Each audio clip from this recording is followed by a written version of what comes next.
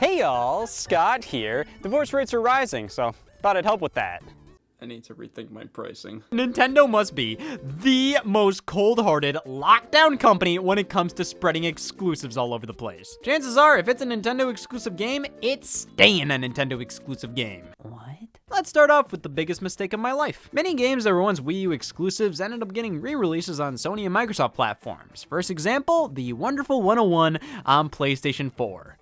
God, I deserve that. Just doesn't feel right. This was not only always a Wii U exclusive published by Nintendo in my eyes, but a wholly Nintendo franchise. Yet, even after it jumped ship to other platforms, there was evidence that Nintendo still owned the IP. The developer of the title, Platinum Games, published the re-release themselves, but wouldn't comment on who exactly owns what.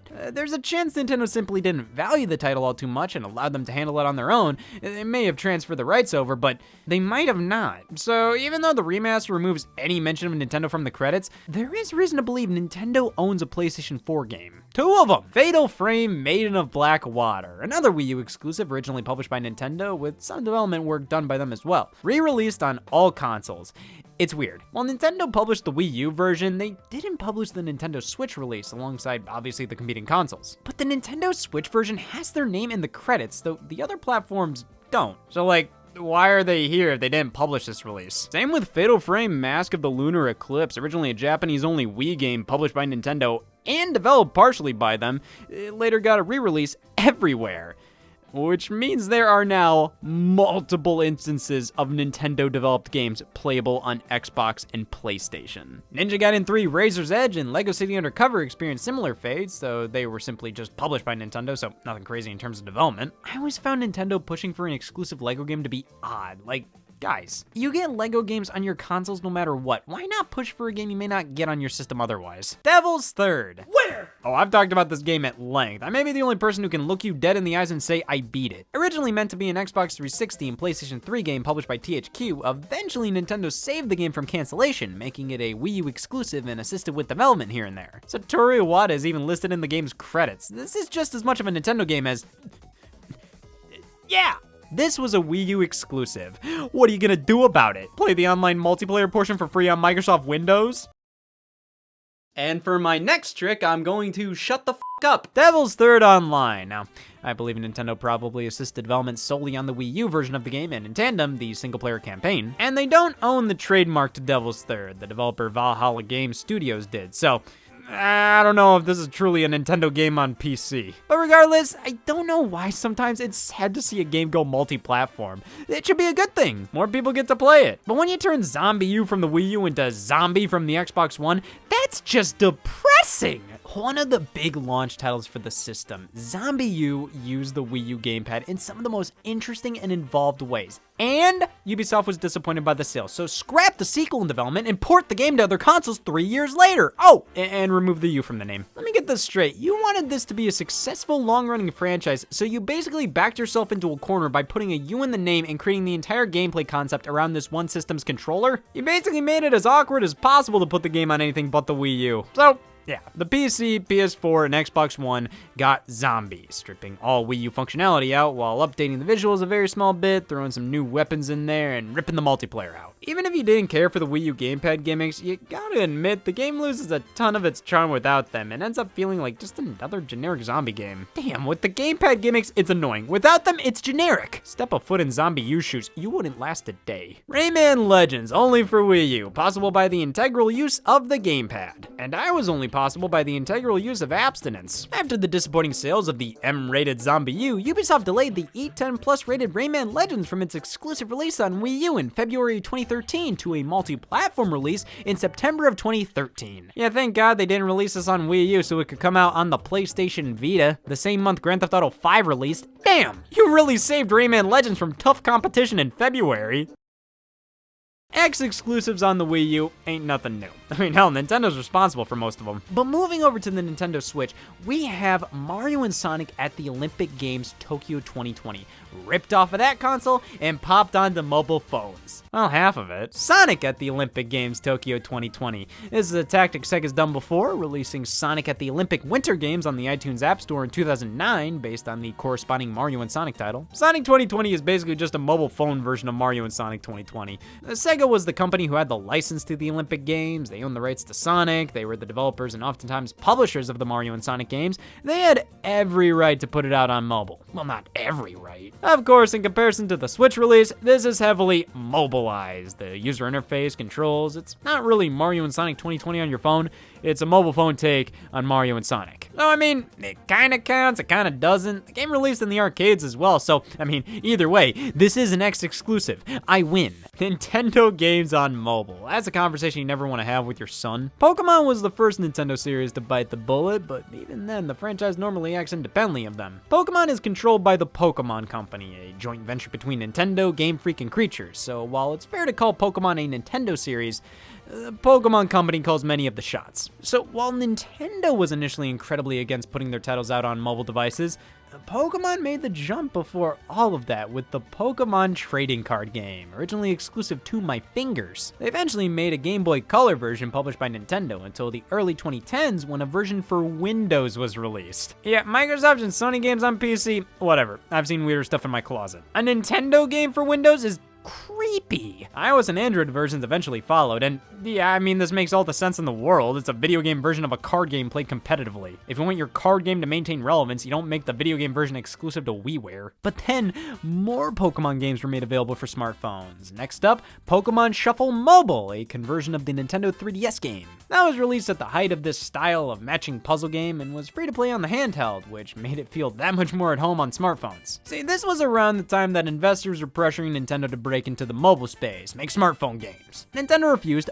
but as a consolation prize, they attempted free-to-play titles on their consoles. Steel Diver Sub Wars was the first big one. You can tell they tried. But eventually they started to adapt their more prominent franchises for free-to-play, taking the Pokemon puzzle game series Pokemon Troze and reworking a bit. Bam! Pokemon Shuffle. Released exclusively on the 3DS in February 2015 to later launch on mobile devices that August, this was one of the first major instances of a Nintendo franchise heading to mobile, even if Pokemon is mainly controlled by the Pokemon Company. I always considered the Professor Layton series to be a Nintendo franchise, though that was never really the case. They published many of the titles outside of Japan, but the developer, Level 5, retained the rights. So in came mobile ports of the games, which frankly, this series works pretty well on the phone. But eventually, Nintendo started launching their own mobile titles. All original, though obviously heavy based on pre-existing games. Miitomo was fairly derivative of Tomodachi Life on the 3DS.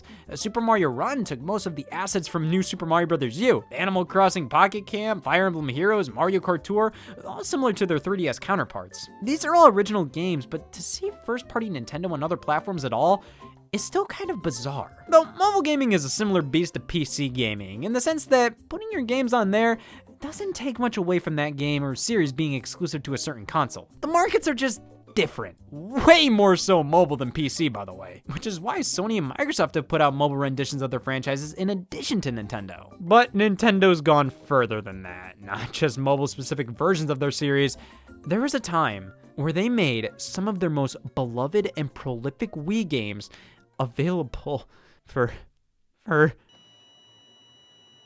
the Nvidia Shield Android micro console. Yeah, so Nvidia supplied Nintendo with the chipset for the Nintendo Switch, the Tegra X1. I assume because of the deal between the two companies, they reached an agreement to put select Wii and GameCube titles on Nvidia's platform line, the Shield. Only in China though. So the Nvidia Shield is basically just an Android device. There's a tablet version, a TV set-top box version similar to a Roku, Amazon Fire TV, Apple TV, etc. China has some wacky laws when it comes to video games, so companies oftentimes have to find loopholes to get their products out there. Case in point, the iQube player, a Nintendo product released only in China for that specific market.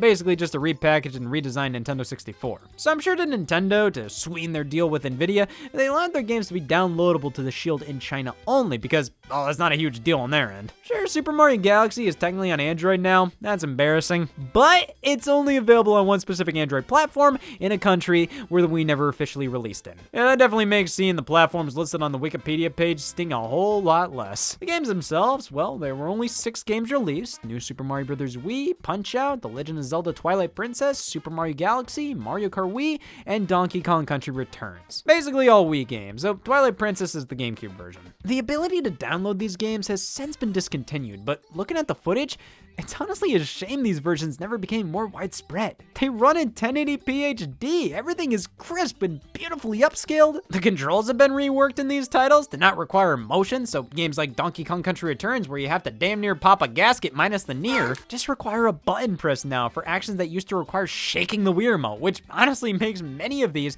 the definitive official releases. In fact, it's fair to say when Super Mario Galaxy was re-released on Nintendo Switch via the Super Mario 3D All-Stars collection, that version was heavily based on the Nvidia Shield remaster, replacing the motion-controlled spin attack with a button press. An incredibly strange facet of Nintendo history, but not a bad one. Now, Final Fantasy Crystal Chronicles, on the other hand, can spook even the deadest of corpses. Crystal Chronicles was a GameCube exclusive focusing on multiplayer using the Game Boy Advance for a dual-screen experience. Then, in 2020, Crystal Chronicles Remastered released on Nintendo Switch and PlayStation 4 and mobile devices as well.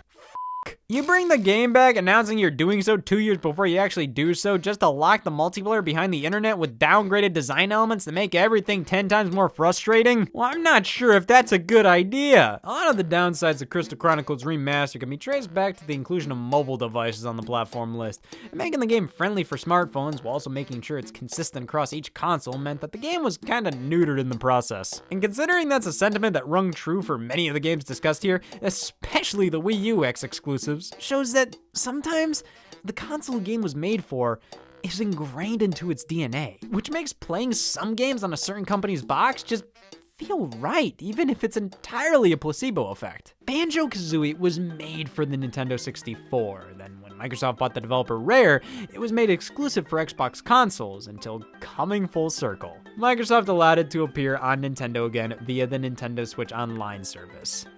Ew. Oh, what, that makes this an XX exclusive? The line is getting fuzzier by the day for a lot of these exclusives, which isn't a bad thing. Though the importance of exclusives will never go away. They do help as they inspire each of the console manufacturers to make better and better games to compete with each other. And while it would be nice to have all games available on every single platform, you're not gonna play every game. You were never meant to play every game. Why do you need every game on your platform? Yeah, it would be nice to play Spider-Man on my Xbox, but there's thousands of other games I can play on my Xbox, and I'm only gonna play like 4 of them. And if that's the case, maybe there's a chance I picked the wrong singular console to own if the games I want are exclusive to another. I don't know. Well, obviously there's far more X-exclusives to discuss, but I mainly wanted to talk about games that were published or even developed as first-party titles by the big three. Because honestly, it seems that every game developed by a third party that was once exclusive to a console eventually goes multi-platform these days. I like looking at these games from companies you'd never expect to see elsewhere. Fine. Yeah, Nintendo would license their series out to other companies more often back in the day. Normally it would be for very specific instances, like edutainment software. Mario teaches typing on the PC. You know, it tastes better over time. But the most infamous example was their titles on the Philips CDI. Basically, Nintendo partnered with Sony to create a CD add-on for the Super Nintendo. They reevaluated the contract and found some funny business they didn't like, so they dropped Sony from the project, partnering with their competitor at the time, Philips, for the CD add-on, embarrassing them and inspiring them to make their own video game console, the PlayStation. The SNES CD add-on never ended up releasing. Nintendo just told Philips, hey, here, you can use our characters for a couple of CDI games for working with us. Thanks. Listen, man, I get atheism now. These are absolutely horrible games, created with little to no understanding of the source material. These were not published, developed, or even overseen by Nintendo. They were simply games created because Philips had the rights to make them. But hey, this wasn't the first time. What about back during the Atari 2600 days?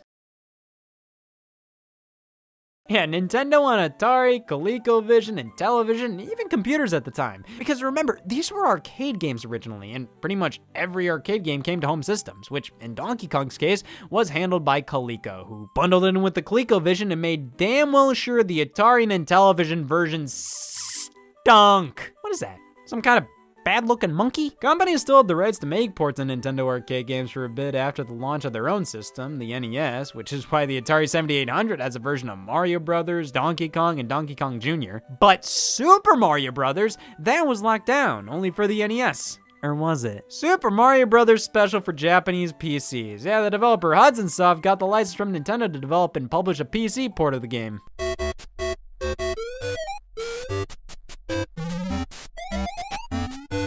Not only anything's possible. If they technically put Super Mario Bros. On PC, Octopath Traveler can break free from the shackles of being a Nintendo Switch exclusive published by Nintendo and appear on, I don't know, Xbox. That's too far! There needs to be limits to these types of things, and I'm sick of it! You can't just take that away from us Nintendo fans, and because you did, I'm gonna do something about it! Profit.